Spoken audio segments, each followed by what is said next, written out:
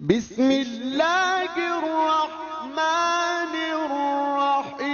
मोहम्मद वज्जिल फरजम। तो जब तक बंदा विलायत अमली में ना आए तब तक वो अली वाला नहीं बनता। आयत अमली में किस तरह दाखिल हों ये मौला अली से पूछेंगे।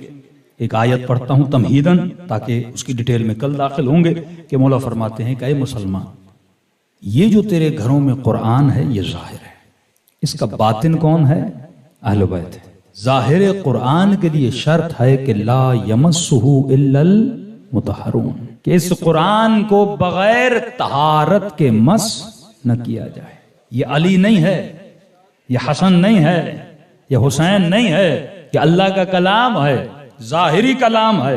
इस कलाम की जो बातिन की तफसीर है वो वजूद अहले बैत है। लेकिन फरमाया जाहिर कुरान को बगैर वुजू के मस करोगे तो गुनाह है।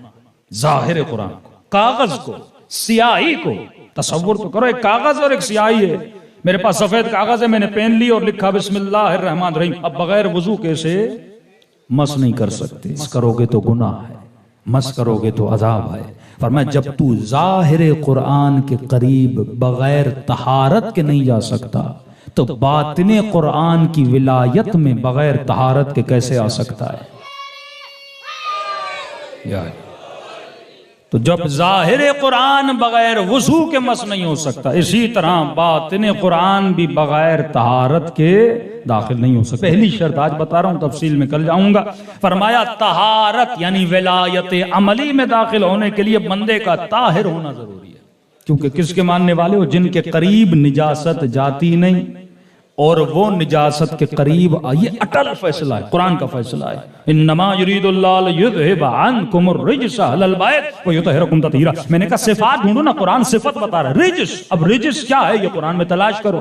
झूठ मसलन रिज्स है, शराब रिज्स है, खिंजीर का गोश्त रिज्स है, शिरक रिज्स है, बुत परस्ती रिज्स है। ये कुरान ने सारी चीजें बताई हैं। यानी अगर ये सिफात मेरे अंदर हैं तो मैं कभी अहले बैत के करीब जाना भी चाहूं तो जा नहीं सकता। अगर मेरा वजूद नजिस है, मैं इनकी विलायत में दाखिल हो, मोहब्बत तो है मेरे अंदर लेकिन असर जो है वो दुखूल विलायत है। विलायत में कैसे दाखिल हो जाऊंगा? जब पाक हो जाऊंगा। अब पहली शर्त सुनो, मौला फरमाते हैं अली वालों के लिए शर्त है। पहली शर्त बता रहा हूं, कल तफसील में जाऊंगा कि अली वाले का लिबास पाक होता है।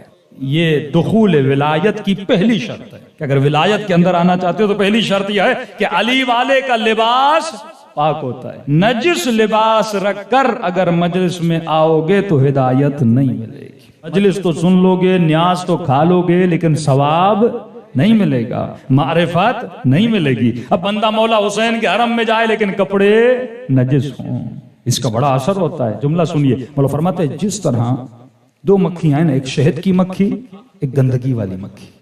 मक्खी दोनों है लेकिन एक मक्खी ढूंढ ढूंढ के निजासत पे बैठती है और दूसरी मक्खी ढूंढ ढूंढ के फूलों पर बैठती है। ये अक्सर बच्चियों और बच्चों के मसले होते हैं ना, जिन ज़दगी और दूसरे सारे मसाइल बच्चियों के हो जाते हैं। कई मोमिनीन राब्ता करते हैं। ये क्यों होते हैं? क्योंकि हम अहले बैत की बातों पे अमल नहीं करते।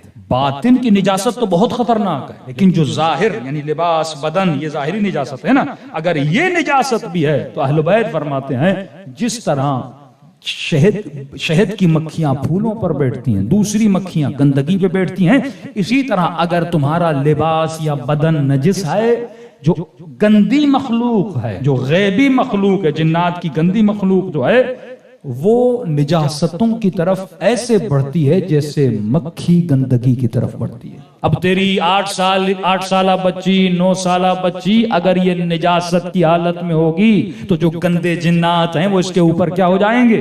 करीब हो जाएंगे। और फरमाया जब कोई बंदा पाक और पाकीज़ा लिबास पहनता है, जिस तरह वो गंदी मखलूक इसकी तरफ अट्रैक्ट होके आती है, और लेकिन बंदा जब पाक होता है तो अल्लाह के फरिश्ते इसके ऊपर रहमतों को नाजिल करने लगते हैं। अल्लाह का भी कोई तो कोई सिग्नल होगा ना। अब जाहिर है अल्लाह जब रहमत नाजिल करता है तो एड्रेस तो देता होगा ना, उसके घर पे, उसके घर पे, उसके घर पे। अब जुमला सुनिए मौला का। मौला फरमाते हैं ऐ जमीन वालों, जिस तरह तू जमीन से आसमान के सितारों को चमकता हुआ देखता है।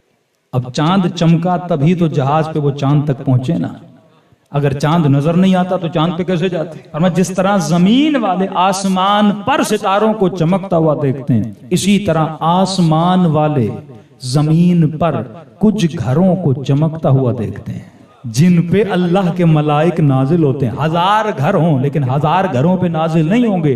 जो घर सितारे की तरह चमक रहा होगा उस पे नाजिल होंगे। कहा मौला ये किसके घर हैं? कहा ये मेरे शियों के घर हैं जिनके दिलों में।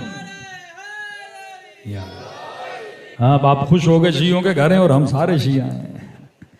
नहीं, जब तक विलायते अमली ना हो।